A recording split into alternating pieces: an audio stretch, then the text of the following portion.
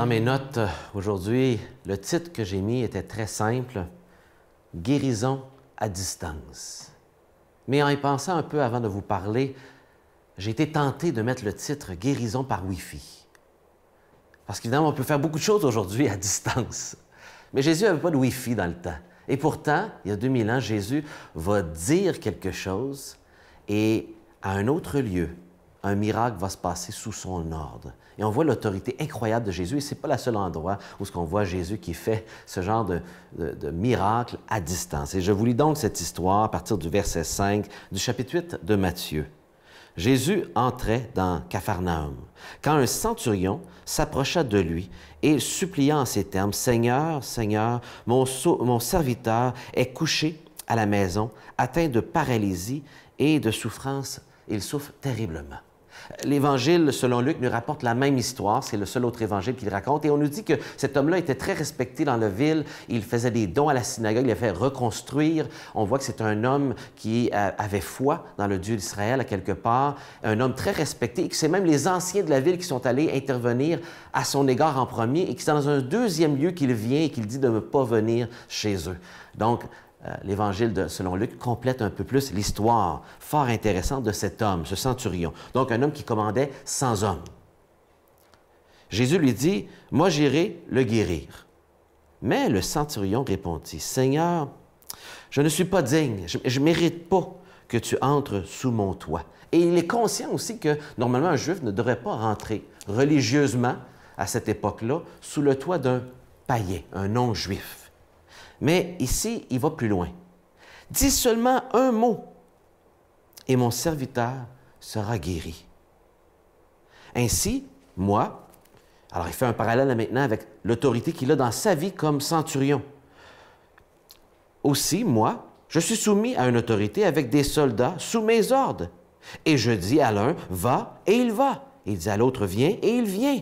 Et à mon esclave, « Fais ceci » et il le fait.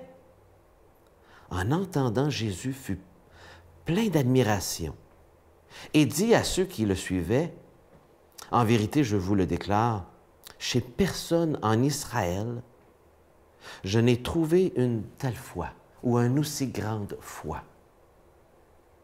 Jésus parle à des Juifs et il parle d'un homme qui est romain.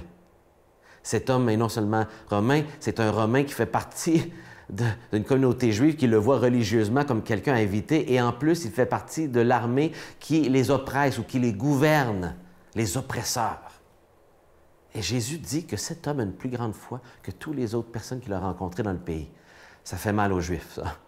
Et ce qu'il est en train de dire, c'est que Jésus ne regarde pas une foi religieuse. Jésus cherche et est sensible à une foi authentique en Dieu et dans la puissance de l'action de Dieu dans notre vie personnelle.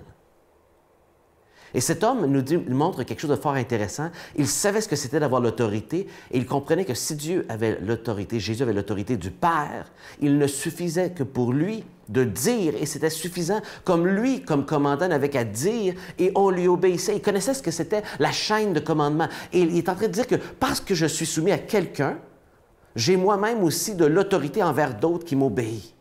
Vous savez, on cherche souvent à être boss, patron, en pensant qu'on va être libre. Et dans le fond, son autorité vient de sa soumission à une autre autorité. Fort intéressant. Et voici comment on termine l'histoire. « Ainsi, je vous le dis, dit Jésus, beaucoup viendront au levant et du couchant, de l'est, de l'ouest, de partout, prendre place au festin avec Abraham, Isaac et Jacob. » Il parle des Juifs. Donc, au grand festin qu'il va y avoir où les patriarches y seront dans le royaume des cieux. Il est en train de dire qu'il va y avoir des gens de toutes les nations. Jésus dérange beaucoup les Juifs religieux ici qui voient les nations comme des ennemis, comme des païens. Que ça ne m'intéresse pas. On veut garder le bon message. On veut garder la foi spéciale qu'on a pour nous. Et Jésus et tout l'Ancien Testament nous dévoilent que Jésus est Dieu Tout-Puissant. Le Père Céleste est intéressé aux gens de toute nation, toute couleur, toute culture. Et ça choque les Juifs. Mais ici, on voit un homme non-juif qui a compris et dont Jésus est admiratif de la foi. Wow!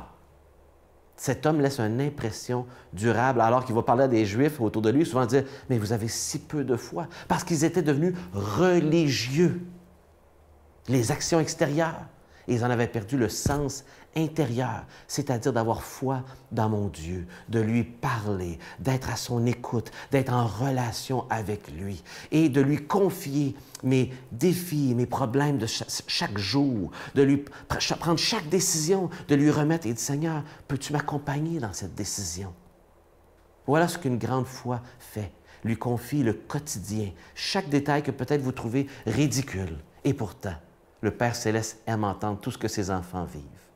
Pourquoi ne pas lui faire confiance entièrement aujourd'hui? Je vous invite à le faire dans le nom de Jésus. Amen.